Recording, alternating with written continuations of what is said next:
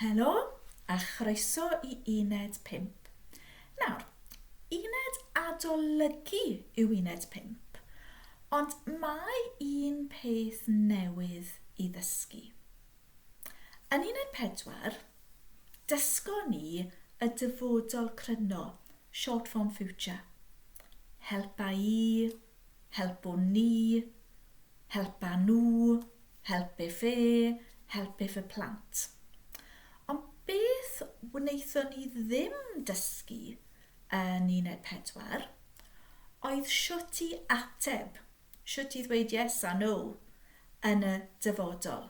Nawr, dyn ni'n adeiladu eto, achos yn y cwrs sylfaen, dysgodd chi siwt i ofyn cymwynas, how to ask a favour, siwt i ofyn cymwynas. Dych chi'n cofio wneud i.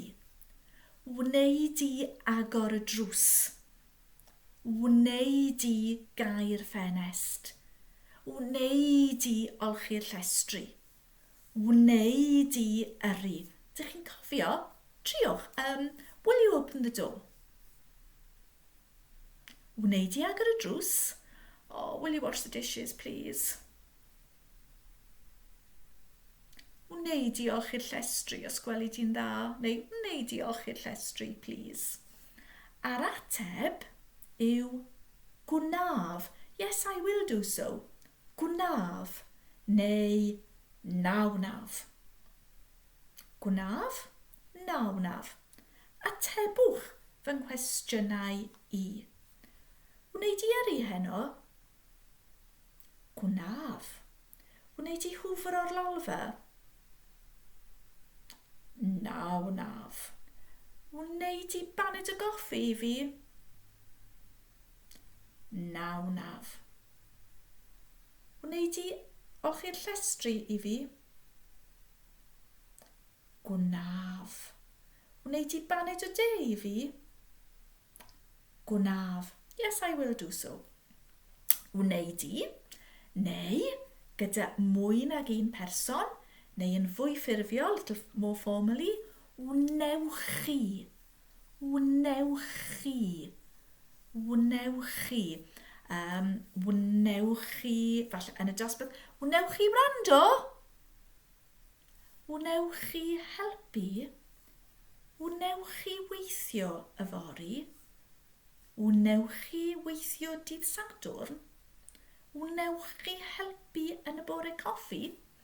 Ac dyn ni'n gallu ateb gwnaf, just I will, neu i grŵp o bobl gwnawn.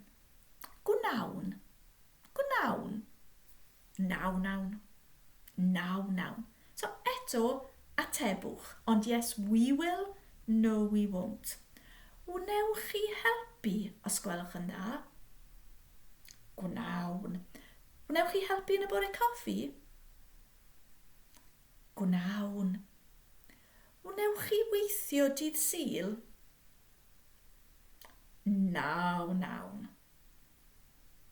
Wnewch chi lanhau yr ystafell wely? Nawn. Wnewch chi recordio pobl cwm? Gwnawn. Wrth gwrs. So, wneud i, wnewch chi. Nawr, dyn ni hefyd yn ateb gwnaf, gwnawn, gyda berfau cryno, with the other short form verbs in the future, dyn ni'n ateb gyda gwneud. So, weli di Sam, will you see, weli di Sam, gwnaf. Dyn ni'n dweud, yes, I will do so. Yeah? Weli di Sam. Just gwrandewch. Weli di Sam, gwnaf.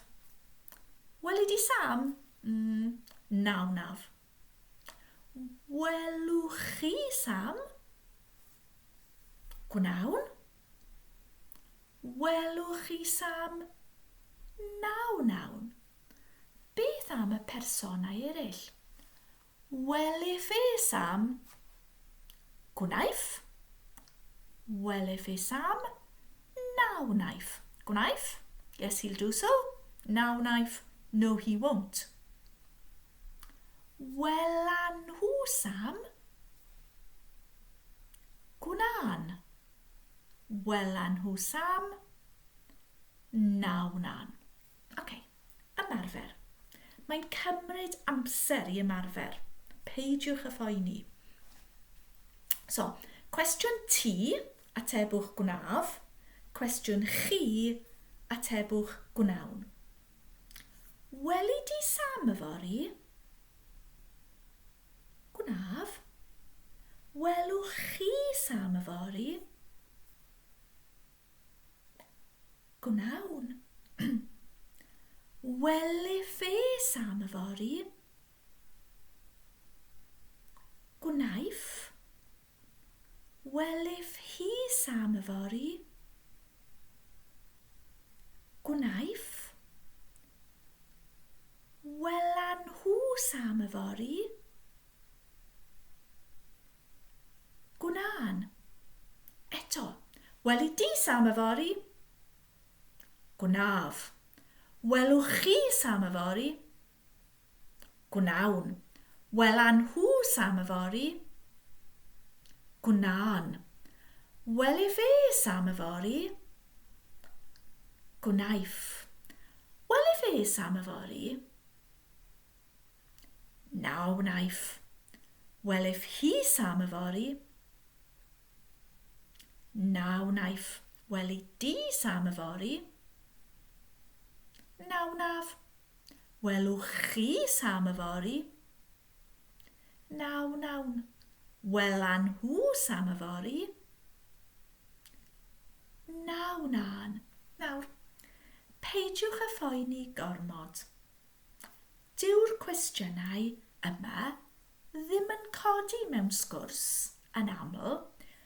Gofyn ffafr, ie. Wnei diolch i'r llestri o gwnaf, naw naf. Wnewch chi helpu dydd Sadwrn, gwnawn, na nawn. Ond maen nhw'n fwy prin. They're much, much rarer with those short form futures. So, peidiwch y phoeni gormod. Yn y negyddol, dych chi'n gallu dweud na. Yn y positif, wel, mae'n fwy tricky, ond falle wrth gwrs. Neu gobeithio, neu mae'n siŵr. Ond jyst gwrandewch eto. Weli di Sam, gwnaf. Welif e Sam, gwnaif. Welwch chi Sam, gwnawn. Welan nhw Sam, gwnan. Felly, tan y tro nesaf, gwela I chi y tro nesaf. Hwyl fawr!